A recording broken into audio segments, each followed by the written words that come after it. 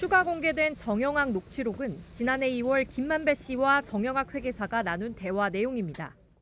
김 씨는 정 회계사에게 저분은 재판에서 처장을 했고 그분이 다 해서 내가 50억 만들어서 빌라 사드리겠다고 말하며 그분을 언급했습니다. 이어 아무도 모르지 그분 따님이 산다는 말을 덧붙입니다. 검찰은 대화 속 처장에 주목해 김 씨가 법원 행정처장을 지낸 현직 대법관 A씨를 그분으로 언급했다고 의심하고 있습니다. 그분이 개발사업 당시 성남시장, 이재명 더불어민주당 대선 후보를 가리킨다는 그동안의 의혹이 사실이 아닌 것으로 드러났다는 해석도 나옵니다. 지난해 10월 국정감사에서 이정수 서울중앙지검장도 비슷한 취지로 설명했습니다. 세관에서 얘기하는 그 인물을 특정해서 하는 건 아니고 다른 사람을 지칭해서 하는 표현은 있습니다. 근데 지금 정치인 그분을 얘기하는 부분은 아닙니다. 그분의 정체를 뒤로하고서 처장이 재판부에 넣는 게 없거든 그분이 다 했다는 김 씨 발언에 주목해야 한다는 시각도 있습니다.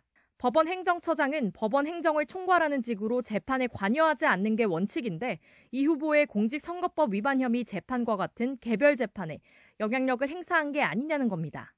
녹취록에 거론된 A 대법관은 YTN과의 통화에서 세 딸 모두 화천대유 명의의 주택에 산 적이 없고 본인도 김 씨와 일면식이 없다며 연관성을 완강히 부인했습니다.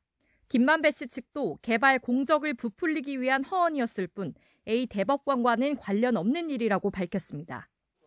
검찰은 제기된 의혹들은 모두 사실관계를 확인하고 있다는 입장으로 특히 김 씨가 지난 2019년 천화동인 1호 명의로 사들인 판교 빌라와의 관련성을 따져보는 것으로 알려졌습니다.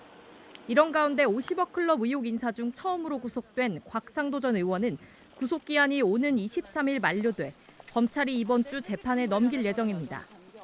다른 50억 클럽 인사로 지목된 권순일 전 대법관과 박용수 전 특별검사의 의혹은 계속 수사 중으로 녹취록 속 그분 의혹과 함께 대선 이후에나 결론 내려질 전망입니다. YTN 손효정입니다.